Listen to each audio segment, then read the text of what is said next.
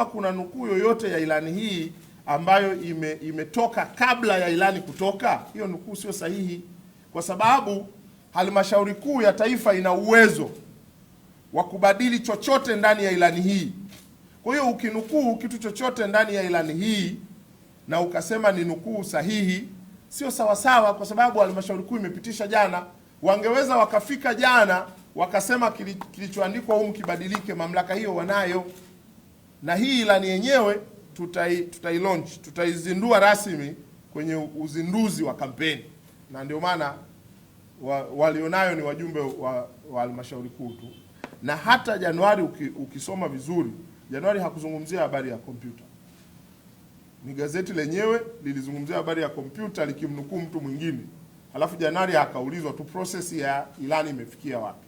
Kwa hiyo ndio maana nasema ni vizuri tukawa makini. Na kwa sababu mimi naamini ile story ilitolewa kwa lengo la kutaka kuonyesha kwamba CCM imeanza kampeni kabla ya wakati wake.